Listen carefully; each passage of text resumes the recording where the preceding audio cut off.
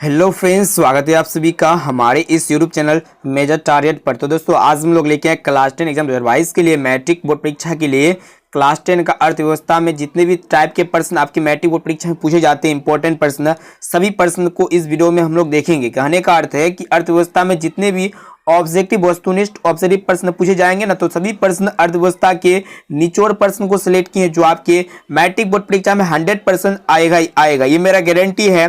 दोस्तों ये अर्थव्यवस्था में हम लोग 30 इंपॉर्टेंट ऑब्जेक्टिव क्वेश्चंस को सिलेक्ट किए हैं जो आपके आने वाले मैट्रिक बोर्ड परीक्षा के लिए बहुत इंपॉर्टेंट है। और दोस्तों इस वीडियो को संपूर्ण शुरू से लेकर आखिरी तक एक बार जरूर देखिएगा।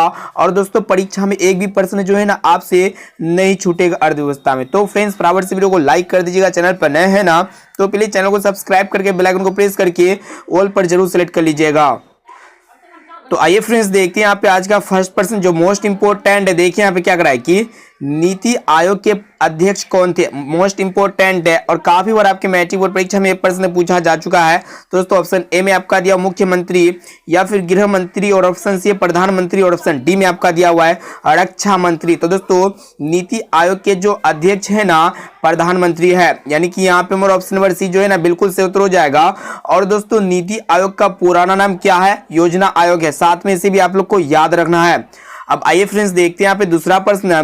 तो देखिए यहाँ पे 2 नंबर प्रश्न क्या करा है कि किस क्षेत्र को द्वितीय क्षेत्र कहते हैं, मोस्ट इंपोर्टेंट है। ऑप्शन ए में आपका दिया हुआ है सेवा क्षेत्र को या फिर कृषि क्षेत्र को, और ऑप्शन सी है औद्योगिक क्षेत्र को, और ऑप्शन डी में आपका दिया हुआ है इनमें से कोई नहीं। तो दोस्तों हम लोग औद्योगिक क्षेत्र को जो है ना द्वितीय क्षेत्र कहते हैं, यानी कि यहाँ पे हमारा ऑप्शन नंबर सी जो है ना बिल्कुल से उत्तर हो जाएगा। और दोस्तों कृषि क्षेत्र को हम लोग प्राथमिक क्षेत्र कहते हैं, और दोस्तों सेवा क्षेत्र यानी कि सेवा क्षेत्र को हम लोग क्या कहते हैं, तृतीय क्षेत्र कहते हैं, साथ में से भी आप लोग को याद रखना है। अब आइए फ्रेंड्स देखते हैं यहाँ पे 3 नंबर प्रश्न मोस्ट इंपोर्टेंट है। तो देखिए यहाँ पे 3 नंबर प्रश्न कि नरेगा से ग्रामीण मजदूरों को साल में कम से कम कितने दिनों के लिए रोजगार मिलता है, मोस्ट इंपोर्टेंट है।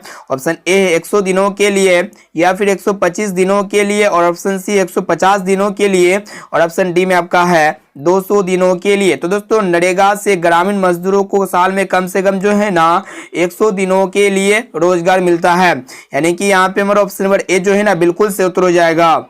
अब आइए फ्रेंड्स देखते हैं यहाँ पे 4 नंबर प्रश्न मोस्ट इंपोर्टेंट है। देखिए यहाँ पे क्या करा है कि बैंक उदाहरण है। ऑप्शन ए प्राथमिक क्षेत्र का या फिर तृतीय क्षेत्र का, और ऑप्शन सी द्वितीय क्षेत्र का, और ऑप्शन डी में आपका दिया हुआ है चतुर्थ क्षेत्र का। तो दोस्तों ये बैंक जो है ना तृतीय क्षेत्र का उदाहरण है, यानी कि यहाँ पे हमारा ऑप्शन नंबर बी जो है ना बिल्कुल से उत्तर हो जाएगा। अब आइए फ्रेंड्स देखते हैं यहाँ पे 5वां प्रश्न जो मोस्ट इंपोर्टेंट। देखिए यहाँ पे क्या करा है कि भारत के किस राज्य के प्रति व्यक्ति आय काम है, अत्यंत ही महत्वपूर्ण है। ऑप्शन ए बिहार के या फिर दिल्ली के, और ऑप्शन सी है गोवा के, और ऑप्शन डी है मुंबई के। तो दोस्तों भारत के बिहार राज्य की प्रति व्यक्ति आय काम है, यानी कि यहाँ पे हमारा ऑप्शन नंबर ए जो है ना बिल्कुल से उत्तर हो जाएगा। और दोस्तों भारत के किस राज्य के प्रति व्यक्ति आय अधिक है, तो दोस्तों गोवा राज्य की प्रति व्यक्ति आय अधिक है, साथ में से भी आप लोग को याद रखना है। तो दोस्तों इस वीडियो में हम लोग काफी महत्वपूर्ण, अत्यंत महत्वपूर्ण इकोनॉमिक्स के 30 इंपोर्टेंट ऑब्जेक्टिव क्वेश्चंस को देख रहे हैं जो आपके फाइनल मैट्रिक बोर्ड परीक्षा में ये 30% में से 25% जो है ना हूबहू देखने को मिलेगा, इसीलिए क्वेश्चंस को कंसंट्रेट होके याद कर लेना है। और दोस्तों ये 30% में से अगर आपको जो भी प्रश्न अगर याद ना हो ना तो उस प्रश्न को अपने नोटबुक में नोट करके उसे जरूर याद कर लीजिएगा। अब आइए फ्रेंड्स देखते हैं यहाँ पे 6ठा प्रश्न। तो देखिए यहाँ पे 6ठा प्रश्न क्या कर रहा है कि कागजी मुद्रा की शुरुआत सबसे पहले किस देश ने किया था, अत्यंत ही महत्वपूर्ण है। ऑप्शन ए चीन ने या फिर भारत ने, और ऑप्शन सी है नेपाल ने, और ऑप्शन डी है भूटान ने। तो दोस्तों कागजी मुद्रा की शुरुआत सबसे पहले जो है ना चीन देश ने किया था, यानी कि यहाँ पे हमारा ऑप्शन नंबर ए जो है ना बिल्कुल से उत्तर हो जाएगा। और दोस्तों एक प्रश्न ये पूछाते हैं कि कागज का आविष्कार सबसे पहले कहाँ पे हुआ, तो चीन में ही हुआ था, साथ में से भी आप लोग को याद रखना है। अब चलिए फ्रेंड्स देखते हैं यहाँ पे 7वां प्रश्न। तो देखिए यहाँ पे 7वां प्रश्न क्या कराए कि विनिमय का सर्वोत्तम माध्यम क्या है, मोस्ट इंपोर्टेंट है। ऑप्शन ए है मुद्रा या फिर हुंडी, और ऑप्शन सी है चेक, और ऑप्शन डी में आपका दिया हुआ है वस्तु। तो दोस्तों विनिमय का जो सर्वोत्तम माध्यम है ना मुद्रा है, यानी कि यहाँ पे हमारा ऑप्शन नंबर ए जो है ना बिल्कुल से उत्तर हो जाएगा। अब आइए फ्रेंड्स देखते हैं यहाँ पे 8वां प्रश्न। देखिए यहाँ पे क्या करा है कि भारत में कागजी नोट कौन जारी करता है? अत्यंत ही महत्वपूर्ण है। ऑप्शन ए है स्टेट बैंक ऑफ इंडिया, और ऑप्शन बी है रिजर्व बैंक ऑफ इंडिया, और ऑप्शन सी है पंजाब नेशनल बैंक, और ऑप्शन डी है कैनरा बैंक। तो दोस्तों भारत में कागजी नोट जो जारी करता है ना, कौन जारी करता है? रिजर्व बैंक ऑफ इंडिया जारी करता है। यानी कि यहाँ पे हमारा ऑप्शन नंबर बी जो है ना बिल्कुल से उत्तर हो जाएगा। और दोस्तों ये भी प्रश्न बहुत इंपॉर्टेंट है। और दोस्तों एक प्रश्न ये पूछे आते हैं कि बैंकों का बैंक किसे कहा जाता है? तो दोस्तों रिजर्व बैंक ऑफ इंडिया को जो है ना बैंकों का बैंक कहा जाता है। साथ में से भी आप लोग को याद रखना है। अब चलिए फ्रेंड्स देखते हैं यहाँ पे अगला प्रश्न। तो देखिए यहाँ पे नेक्स्ट प्रश्न क्या कर रहा है कि बिहार के किस जिले की प्रति व्यक्ति आय कम है? अत्यंत ही महत्वपूर्ण है। ऑप्शन ए सिवान के, या फिर पटना के, और ऑप्शन सी है भागलपुर के, और ऑप्शन डी में आपका दिया हुआ है शिवहर के। दोस्तों बिहार के शिवहर जिले की प्रति व्यक्ति आय कम है, यानी कि यहाँ पे हमारा ऑप्शन नंबर डी जो है ना बिल्कुल से उत्तर हो जाएगा।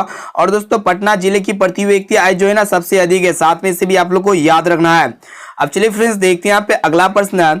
तो देखिए यहाँ पे 10 नंबर प्रश्न क्या कराए कि विकसित राज्यों की क्या अधिक होता है? अत्यंत ही महत्वपूर्ण है। ऑप्शन ए पूंजी निर्माण दर, या फिर प्रति व्यक्ति आय, और ऑप्शन सी है सेवाओं का मूल्य, और ऑप्शन डी में आपका दिया हुआ है इनमें से कोई नहीं। तो दोस्तों विकसित राज्यों की क्या अधिक होता है? दोस्तों प्रति व्यक्ति आय जो है ना अधिक होता है। यानी कि यहाँ पे हमारा ऑप्शन नंबर बी जो है ना बिल्कुल से उत्तर हो जाएगा। अब आइए फ्रेंड्स देखते हैं यहाँ पे अगला प्रश्न। तो देखिए यहाँ पे 11 नंबर प्रश्न क्या करा है कि बिहार में जीवन यापन का मुख्य साधन क्या है? ऑप्शन ए उद्योग, या फिर कृषि, और ऑप्शन सी व्यापार, और ऑप्शन डी में आपका है इनमें से सभी। तो दोस्तों बिहार में जीवन यापन का जो मुख्य साधन है ना कृषि है। यानी कि यहाँ पे हमारा ऑप्शन नंबर बी जो है ना बिल्कुल से उत्तर हो जाएगा। तो दोस्तों अभी तक वीडियो को लाइक नहीं किए हैं ना तो प्लीज वीडियो को लाइक जरूर कर दीजिएगा, और चैनल पर नए हैं ना तो प्लीज चैनल को सब्सक्राइब करके बेल आइकन को प्रेस करके ऑल पर जरूर सिलेक्ट कर लीजिएगा। अब चलिए फ्रेंड्स देखते हैं यहाँ पे अगला प्रश्न। तो देखिए यहाँ पे 12 नंबर प्रश्न भी मोस्ट इंपोर्टेंट है। देखिए यहाँ पे कि भारत में राष्ट्रीय आय की आकलन कौन करता है? ऑप्शन ए केंद्रीय सांख्यिकी संगठन, या फिर मूल्यों की विधि, और ऑप्शन सी राष्ट्रीय विकास परिषद, और ऑप्शन डी में आपका दिया हुआ है रिजर्व बैंक ऑफ इंडिया। तो दोस्तों भारत में राष्ट्रीय आय की आकलन जो है ना केंद्रीय सांख्यिकी संगठन करता है। यानी कि यहाँ पे हमारा ऑप्शन नंबर ए जो है ना बिल्कुल से उत्तर हो जाएगा। अब चलिए फ्रेंड्स देखते हैं यहाँ पे 13 नंबर प्रश्न भी बहुत इंपॉर्टेंट है। देखिए यहाँ पे कि निम्न में से कौन हमारे रहन सहन के स्तर को प्रभावित करता है? ऑप्शन ए राजकीय आय, या फिर राष्ट्रीय आय, और ऑप्शन सी प्रति व्यक्ति आय, और ऑप्शन डी है इनमें से कोई नहीं। तो दोस्तों आप लोगों को बतलाना है कि कौन जो है ना हमारे रहन सहन के स्तर को प्रभावित करता है। तो दोस्तों प्रति व्यक्ति आय जो है ना हमारे रहन सहन के प्रभाव को प्रभावित करता है, स्तर को प्रभावित करता है। यहाँ पे हमारा ऑप्शन नंबर सी जो है ना बिल्कुल से उत्तर हो जाएगा। अब चलिए फ्रेंड्स देखते हैं यहाँ पे अगला प्रश्न जो अत्यंत ही महत्वपूर्ण है। तो देखिए यहाँ पे क्या करा है कि एटीएम का पूरा नाम क्या है? अत्यंत ही महत्वपूर्ण है। ऑप्शन ए स्वचालित टॉकिंग मशीन, या फिर स्वचालित टैगिंग मशीन, और ऑप्शन सी है स्वचालित टेलर मशीन, और ऑप्शन डी में आपका दिया हुआ है इनमें से कोई नहीं। दोस्तों एटीएम का जो विस्तार होता है ना स्वचालित टेलर मशीन होता है। यानी कि यहाँ पे हमारा ऑप्शन नंबर सी जो है ना बिल्कुल से उत्तर हो जाएगा। यह भी प्रश्न मोस्ट इंपोर्टेंट है।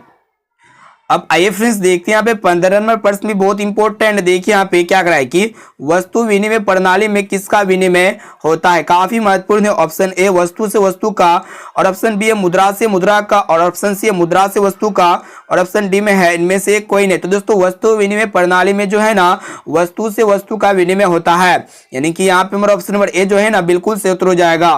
तो दोस्तों इस वीडियो में हम लोग अत्यंत ही महत्वपूर्ण 30 वीवीआई वस्तुनिष्ठ ऑब्जर्व क्वेश्चंस को देख रहे हैं। और दोस्तों ये 30 इंपॉर्टेंट ऑब्जर्व क्वेश्चंस को देख लेते हैं ना तो आपके फाइनल मैट्रिक बोर्ड परीक्षा में इकोनॉमिक्स से एक भी प्रश्न नहीं छूटेगा। और दोस्तों इस वीडियो से आप लोग को 25 नंबर पक्का आएगा, ये मेरा गारंटी है। इसलिए क्वेश्चंस को कंसंट्रेट होकर याद कर लेना है। अब आइए फ्रेंड्स देखते हैं यहाँ पे अगला प्रश्न। तो देखिए यहाँ पे 16 नंबर प्रश्न क्या कराए कि साख का अर्थ क्या होता है? अत्यंत ही महत्वपूर्ण है। ऑप्शन ए ऋण लौटाने की क्षमता, और ऑप्शन बी है विश्वास, और ऑप्शन सी है दोनों, और ऑप्शन डी में आपका दिया हुआ है इनमें से कोई नहीं। तो दोस्तों साख का जो अर्थ होता है ना ऋण लौटाने की क्षमता भी होता है, विश्वास भी होता है, यानी कि दोनों होता है। यहाँ पे मेरा ऑप्शन नंबर सी जो है ना बिल्कुल से उत्तर हो जाएगा। अब आइए फ्रेंड्स देखते हैं यहाँ पे 17 नंबर प्रश्न भी बहुत इंपॉर्टेंट है। तो देखिए यहाँ पे क्या करा है कि बैंकों का बैंक किसे कहते हैं? अत्यंत ही महत्वपूर्ण है। Option A state bank of India, या फिर रिजर्व बैंक ऑफ इंडिया, और ऑप्शन सी है पंजाब नेशनल बैंक, और ऑप्शन डी में आपका दिया हुआ है कैनरा बैंक। अत्यंत ही महत्वपूर्ण है। तो दोस्तों बैंकों का बैंक जो है ना रिजर्व बैंक ऑफ इंडिया को कहते हैं। यानी कि यहाँ पे हमारा ऑप्शन नंबर बी जो है ना बिल्कुल से उत्तर हो जाएगा। अब चलिए फ्रेंड्स देखते हैं यहाँ पे 18 नंबर प्रश्न भी बहुत इंपॉर्टेंट है। देखिए यहाँ पे क्या कर रहा है कि भारत में वित्तीय वर्ष कहा जाता है, काफी महत्वपूर्ण है। ऑप्शन ए 1 जनवरी से 31 दिसंबर तक, या फिर 1 जुलाई से 30 जून तक, और ऑप्शन सी 1 अप्रैल से 31 मार्च तक, और ऑप्शन डी में आपका दिया हुआ है 1 सितंबर से 31 अगस्त तक। तो दोस्तों भारत में जो वित्तीय वर्ष कहा जाता है ना 1 अप्रैल से 31 मार्च तक जो है ना वित्तीय वर्ष कहा जाता है। यहाँ पे हमारा ऑप्शन नंबर सी जो है ना बिल्कुल से उत्तर हो जाएगा। और दोस्तों वित्तीय वर्ष जो शुरुआत होता है ना 1 अप्रैल से होता है और कितना तक चलता है 31 मार्च तक चलता है। साथ में इसे भी आप लोग को याद रखना है। अब आइए फ्रेंड्स देखते हैं यहाँ पे अगला प्रश्न। तो देखिए यहाँ पे 19 नंबर प्रश्न बहुत इंपॉर्टेंट है कि भारत की सर्वप्रथम अनुमानित प्रति व्यक्ति आय थी, काफी महत्वपूर्ण है। ऑप्शन ए 20 रुपया, या फिर 21 रुपया, और ऑप्शन सी 30 रुपया, और ऑप्शन डी है 40 रुपया। तो दोस्तों भारत की सर्वप्रथम अनुमानित जो प्रति व्यक्ति आई थी ना 20 रुपया थी, यानी कि यहाँ पे हमारा ऑप्शन नंबर ए जो है ना बिल्कुल से उत्तर हो जाएगा। अब आइए फ्रेंड्स देखते हैं यहाँ पे 20 नंबर प्रश्न जो अत्यंत ही महत्वपूर्ण है। देखिएगा क्या करा है कि राष्ट्रीय आय के अंतर्गत क्या शामिल है, बहुत ही इंपॉर्टेंट है। ऑप्शन ए वस्तुओं का मूल्य, और ऑप्शन बी है सेवाओं का मूल्य, और ऑप्शन सी वस्तु और सेवाओं का मूल्य, और ऑप्शन डी में आपका दिया हुआ इनमें से कोई नहीं। तो दोस्तों राष्ट्रीय आय के अंतर्गत जो है ना जो शामिल होता है वो वस्तुओं और सेवाओं का मूल्य शामिल होता है, यानी कि यहाँ पे हमारा ऑप्शन नंबर सी जो है ना बिल्कुल से उत्तर हो जाएगा। तो दोस्तों इस वीडियो में हम लोग काफी महत्वपूर्ण 30 इंपॉर्टेंट ऑब्जर्व क्वेश्चन को देख रहे हैं। और दोस्तों ये 30 ऑब्जर्व प्रश्न में से 25% जो है ना आपके फाइनल मैट्रिक बोर्ड परीक्षा में हूबहू देखने को मिलेगा। तो दोस्तों अभी तक वीडियो को लाइक नहीं किए हैं ना दोस्तों, वीडियो को लाइक जरूर कर दीजिएगा, और चैनल पर नए हैं ना तो प्लीज चैनल को सब्सक्राइब करके बेल आइकन को प्रेस करके ऑल पर जरूर सेलेक्ट कर लीजिएगा।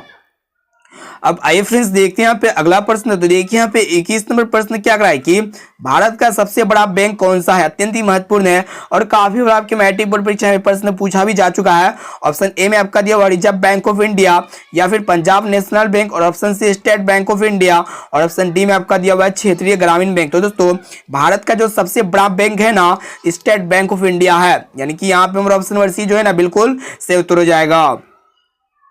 अब चलिए फ्रेंड्स देखते हैं यहाँ पे 22 नंबर प्रश्न। देखिएगा क्या करा है कि व्यावसायिक बैंकों का राष्ट्रीयकरण कब किया गया, अत्यंत ही महत्वपूर्ण है। ऑप्शन ए 1966 में, या फिर 1980 में, और ऑप्शन सी 1969 में, और ऑप्शन डी है 1975 में। तो दोस्तों व्यवसायिक बैंकों का जो राष्ट्रीयकरण किया गया है ना 1969 में किया गया है, यानी कि यहाँ पे हमारा ऑप्शन नंबर सी जो है ना बिल्कुल से उत्तर हो जाएगा। अब चलिए फ्रेंड्स देखते हैं यहाँ पे 23 नंबर प्रश्न। तो देखिए यहाँ पे क्या करा है कि दीर्घकालीन ऋण कौन प्रदान करता है, अत्यंत ही महत्वपूर्ण है। ऑप्शन ए कृषक महाजन, या फिर भूमि विकास बैंक, और ऑप्शन सी स्टेट बैंक, और ऑप्शन डी में आपका दिया हुआ है प्राथमिक कृषि साख समिति। तो दोस्तों दीर्घकालीन जो ऋण प्रदान करता है ना भूमि विकास बैंक करता है, यानी कि यहाँ पे मेरा ऑप्शन नंबर बी जो है ना बिल्कुल से उत्तर हो जाएगा। ये भी प्रश्न मोस्ट इंपोर्टेंट है। अब आइए फ्रेंड्स देखते हैं यहाँ पे 24 नंबर प्रश्न। तो देखिए यहाँ पे क्या करा है कि आज भी ऋण प्राप्त करने का सबसे लोकप्रिय स्रोत क्या है। ऑप्शन ए दिया हुआ है महाजन, या फिर रिश्तेदार, और ऑप्शन सी बैंक, और ऑप्शन डी में आपका दिया हुआ है इनमें से कोई नहीं। तो दोस्तों आज भी ऋण प्राप्त करने का जो सबसे लोकप्रिय स्रोत है ना महाजन है, यानी कि यहाँ पे हमारा ऑप्शन नंबर ए जो है ना बिल्कुल से उत्तर हो जाएगा।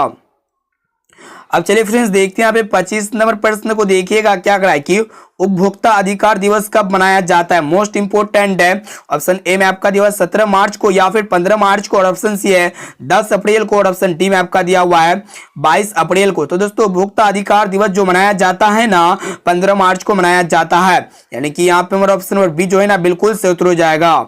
अब चलिए फ्रेंड्स देखते हैं यहाँ पे अगला प्रश्न।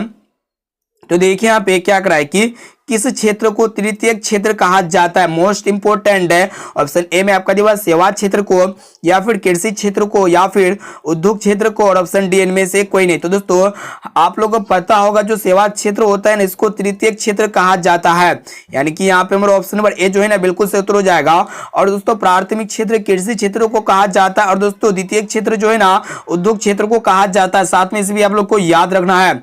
अब चलिए फ्रेंड्स देखते हैं यहाँ पे 27 नंबर प्रश्न, मोस्ट इंपोर्टेंट। देखिए यहाँ पे कि भारत में कैसी अर्थव्यवस्था है। ऑप्शन ए पूंजीवादी, या फिर साम्यवादी, और ऑप्शन सी मिश्रित, और ऑप्शन डी में आपका दिया हुआ है इनमें से कोई नहीं। तो दोस्तों भारत में जो है ना मिश्रित अर्थव्यवस्था है, यानी कि यहाँ पे हमारा ऑप्शन नंबर सी जो है ना बिल्कुल से उत्तर हो जाएगा। ये भी प्रश्न बहुत इंपॉर्टेंट है। अब आइए फ्रेंड्स देखते हैं यहाँ पे 28 नंबर प्रश्न जो देखिएगा क्या करा है कि वृहद क्षेत्र में जल की उपस्थिति के कारण ही पृथ्वी को कहते हैं ऑप्शन ए उजला ग्रह या फिर नीला ग्रह और ऑप्शन सी पीला ग्रह और ऑप्शन डी में आपका दिया हुआ है लाल ग्रह। तो दोस्तों वृहद क्षेत्र में जल की उपस्थिति के कारण ही ना पृथ्वी को हम लोग क्या कहते हैं नीला ग्रह कहते हैं, यानी कि यहाँ पे हमारा ऑप्शन नंबर बी जो है ना बिल्कुल से उत्तर हो जाएगा। अब आइए फ्रेंड्स देखते हैं यहाँ पे 29 नंबर प्रश्न भी बहुत इंपॉर्टेंट है। देखिए यहाँ पे कि अर्थव्यवस्था कितने प्रकार के होते हैं, काफी महत्वपूर्ण है। ऑप्शन ए 1 या फिर 2 और ऑप्शन सी 3 और ऑप्शन डी में आपका दिया हुआ 4। तो दोस्तों अर्थव्यवस्था जो है ना 3 प्रकार के होते हैं। ये 3 प्रकार के क्या क्या होते हैं आपका, पहला होता है पूंजीवादी अर्थव्यवस्था और दूसरा होता है साम्यवादी अर्थव्यवस्था और तीसरा होता है आपका मिश्रित अर्थव्यवस्था। इसे आप लोग को याद रखना है। अब चलिए फ्रेंड्स देखते हैं यहाँ पे आज का अंतिम प्रश्न जो मोस्ट इंपोर्टेंट है। देखिए यहाँ पे क्या करा है कि जिस देश की प्रति व्यक्ति आय अधिक होता है वह कहलाता है, ऑप्शन ए में आपका दिया हुआ है अविकसित या फिर विकसित और ऑप्शन सी है अर्धविकसित और ऑप्शन डी में आपका दिया हुआ है इनमें से कोई नहीं। तो दोस्तों जिस भी देश की प्रति व्यक्ति आय अधिक होता है ना वह देश विकसित कहलाती है, यानी कि यहाँ पे हमारा ऑप्शन बी जो है ना बिल्कुल से उत्तर हो जाएगा विकसित। और दोस्तों एक प्रश्न ये पूछाते हैं कि कौन जो है ना विकसित देश है, तो दोस्तों चीन हमारा क्या विकसित देश है और दोस्तों हमारा भारत जो है ना विकासशील देश है, यानी कि पूरी तरह से विकसित नहीं हुआ है।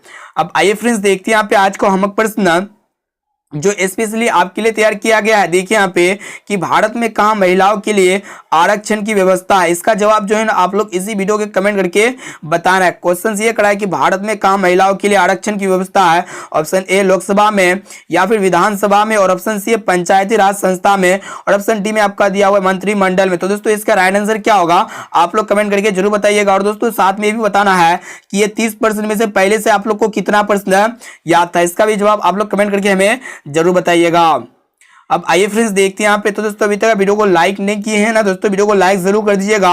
और दोस्तों चैनल पर नए हैं ना तो प्लीज चैनल को सब्सक्राइब करके बेल आइकन को प्रेस करके ऑल पर जरूर सेलेक्ट कर लीजिएगा। और दोस्तों अपने दोस्तों में इस वीडियो को अपने दोस्तों में एक बार जरूर शेयर कीजिए। इस बार जितने भी साथी आपके साथ मैट्रिक और परीक्षा देने वाले हैं ना उसको इस वीडियो तक जरूर पहुंचाइए ताकि वो भी जो है ना अच्छे से अच्छे मार्क्स ला सके। और दोस्तों आप लोग कमेंट करके जरूर बताइएगा कि ये 30% में से पहले से आप लोग को कितना प्रश्न याद था। तो दोस्तों फिर मिलते हैं जल्द ही अगले वीडियो पे।